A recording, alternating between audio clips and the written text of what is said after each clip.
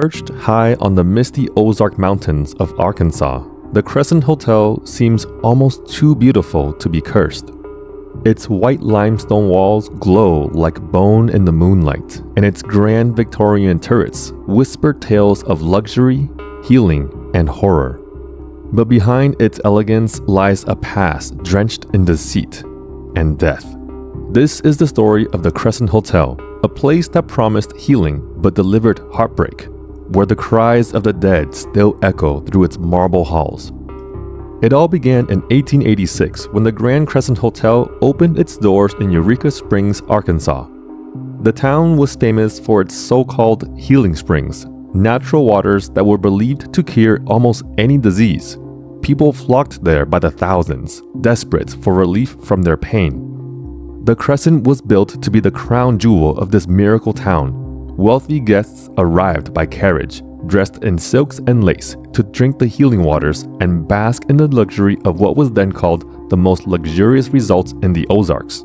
But beneath the surface of laughter, music, and champagne, the hotel's foundations already carried something ominous. Within just a few years, tragedy struck. A young stonemason working on the roof fell to his death. His name was Michael, an Irishman, and according to legend, he never left. Guests began reporting flickering lights, footsteps in empty halls, and a man's shadow falling across their beds at night. Michael, it seems, still walked the hotel he helped build. The Crescent's golden years faded as the healing spring craze died out. It was soon abandoned, left to rot, until a man named Norman Baker arrived, bringing with him a darkness that would stain the hotel forever. In 1937, the Crescent Hotel was purchased by Norman G. Baker, a self-proclaimed doctor, inventor, and radio personality. He was charismatic, flamboyant, and utterly ruthless. Baker had made his fortune as a showman, producing colorful stage acts and wild medical claims. He wasn't a real doctor, not even close, but he had something far more dangerous, the gift of persuasion. When the American Medical Association exposed him as a fraud, Baker fled his home state of Iowa, and his next con led him to the quiet town of Eureka Springs. He reopened the old Crescent Hotel and renamed it the Baker Cancer Hospital. His promise was simple and deadly. He claimed he could cure cancer without surgery, without radiation, without pain. Patients who had been told there was no hope came to him, clutching their last shreds of faith and fortune. But Norman Baker's cure was nothing more than a mixture of watermelon seed oil, alcohol, and carbolic acid. It didn't heal, it tortured. Inside the once lavish Crescent Hotel, Baker's operation began to look more like a nightmare asylum than a medical facility. He dressed in white suits with lavender shirts and purple ties, his signature color. Even the walls of the hospital were painted lavender. To the public, it looked like a serene healing retreat. But behind the closed doors, patients screamed. They were injected with Baker's poisonous concoction day after day. Their tumors didn't shrink. Their suffering grew. Many died slow, excruciating deaths. And yet, the doctor continued to promise miracles. He took photographs of his patients, smiling weakly for the camera. Proof, he said, of their recovery. He sent those pictures in pamphlets across the country to lure more victims. But when they died, their bodies didn't leave the property. They were taken to the basement. The basements of the Crescent Hotel was where Baker's true horrors unfolded. Locals whispered about strange deliveries in the night, crates covered in tarp, the stench of chemicals leaking from below. In reality, that basement had been converted into a morgue. Rows of jars lined the shelves, filled with what Baker claimed were medical specimens, tumors, organs, and preserved body parts from his successful operations. But these weren't trophies of healing. They were relics of death. He stored human remains in jars of formaldehyde. He kept a dissecting table in the corner where staff would cut open corpses for research. And in the back of the room sat a massive incinerator to dispose of the evidence. When federal agents finally raided the hospital in 1939, what they discovered was a macabre museum of human suffering.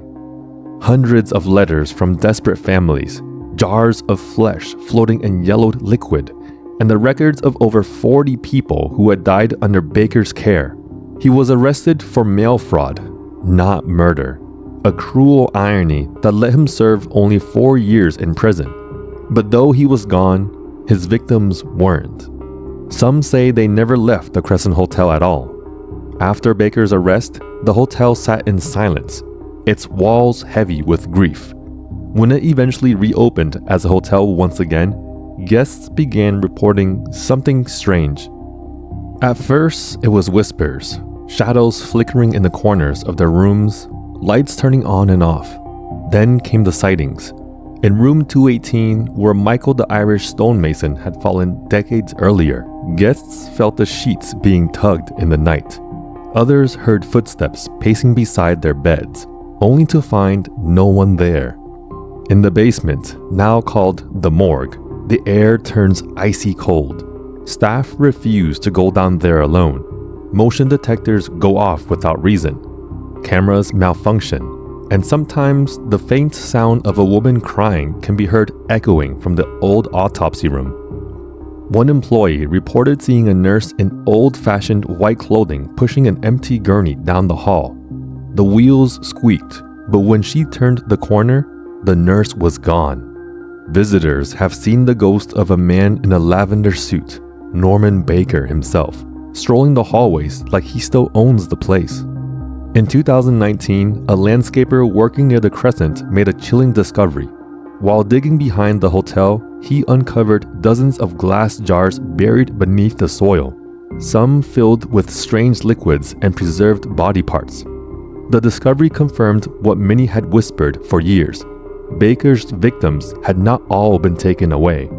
Some had been left behind, hidden in the earth.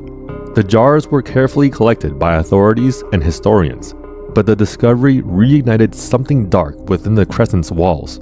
Since then, guests and staff say the activity has grown stronger, as if the spirits disturbed from their burial have risen once more. Lights flicker, doors slam, and cold spots appear in the middle of crowded rooms. Paranormal investigators have recorded EVPs, electronic voice phenomena, of voices crying, "Help me," and "Please stop." Some say the hotel breathes at night, that if you stand in the basements long enough, you'll feel it exhale. Today, the Crescent Hotel embraces its haunted legacy. It offers nightly ghost tours, leading brave visitors through the chilling corridors, past room 218, and down into the morgue where the walls still smell faintly of formaldehyde. The tour guides tell stories of Baker's cruel experiments, of Michael the Builder, and of the dozens who came seeking hope and found horror. Many leave believing it's just a good ghost story crafted for tourists, but others leave pale, trembling, and unable to explain what they saw.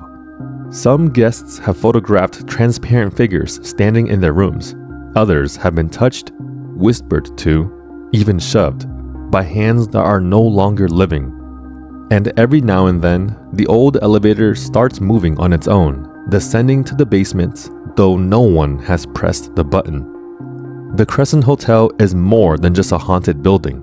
It's a monument to human desperation and the monsters who prey on it. Norman Baker built his empire on the pain of others, and the walls he filled with false hope seem to have trapped that pain forever. Even now, the hotel's beauty hides its darkness, the gleaming chandeliers, the laughter from guests who know nothing of the screams that once echoed through those same halls. But if you stay there long enough, the illusion begins to fade. The walls whisper, the floorboards groan, and somewhere deep below, the morgue door creaks open, as if welcoming you to join the others who never left. So the next time you find yourself in Eureka Springs, standing before the majestic Crescent Hotel glowing under the moonlight, remember that beneath its beauty lies a pit of sorrow and deceit. The healing waters may have dried up, but the spirits remain, restless, watching. waiting. If this story sent chills down your spine, hit like, subscribe, and ring the bell so you never miss another tale from the dark side of history. And tell me in the comments, would you dare spend a night in America's most haunted hotel?